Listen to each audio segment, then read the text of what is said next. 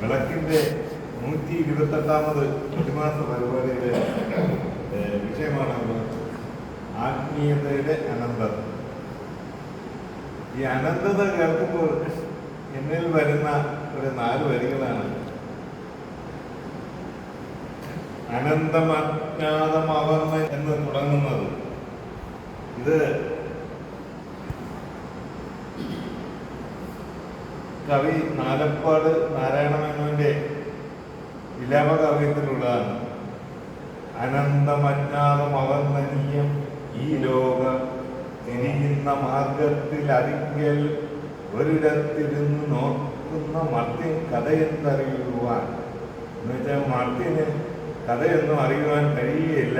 ഈ ലോക രഹസ്യം ഒരിക്കലും അവന് വിവരിക്കപ്പെടുകയില്ല എന്ന് കവി പാടി കഴിഞ്ഞിരിക്കുന്നു എന്ന് പറഞ്ഞാൽ സാഹിത്യ ദേവത പറഞ്ഞു കഴിഞ്ഞിരിക്കുന്നു. മനുഷ്യന് അനന്തമായി ആത്മീയതയുടെ അന്തസത്തയ്ക്കപ്പുറം ഈ ലോക രഹസ്യങ്ങൾ മനസ്സിലാക്കാൻ കഴിയുകയില്ല എന്ന്.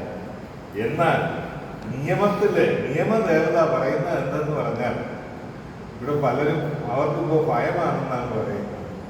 നിങ്ങൾ ദൈവം തമ്പുരാൻ എന്ന് പറഞ്ഞാലും ഭയക്കണ്ടെന്നാണ് നിയമദേവത പറയുന്നത്. അപ്പൊ ഈ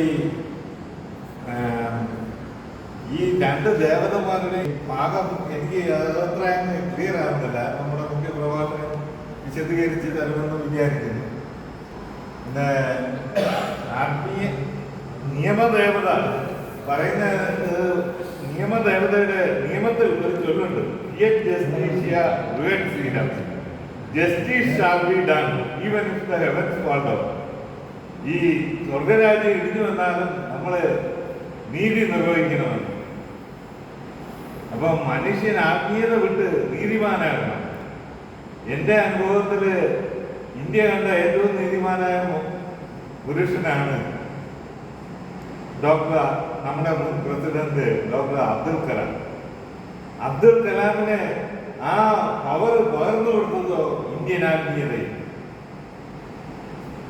ഇന്ത്യൻ ആത്മീയതയിലൂടെ വളർന്നു വന്ന അബ്ദുൽ കലാമാണ് നമ്മുടെ ഭാരതപുത്രനാണ് ഏറ്റവും വലിയ പുരുഷൻ എന്ന് എനിക്ക് പറയേണ്ടി വരുന്നത്. എന്ന് വെച്ചാൽ അദ്ദേഹം സ്വന്തം കുടുംബത്തിനേക്കാൾ ഉപരി മനുഷ്യ സ്നേഹിയായി മാറുന്ന ഒരു പ്രതിഭാസമായി നമ്മുടെ മുന്നിലൂടെ ജീവിച്ച് മൺമറഞ്ഞു പോയ വ്യക്തിയാണ്. അപ്പോൾ ഈ ദൈവത്തെ പോലും നാം ഭയക്കണ്ട എന്നാണ് നീതിശാസ്ത്രത്തിൽ നീതിദേവത പറയുന്നത്.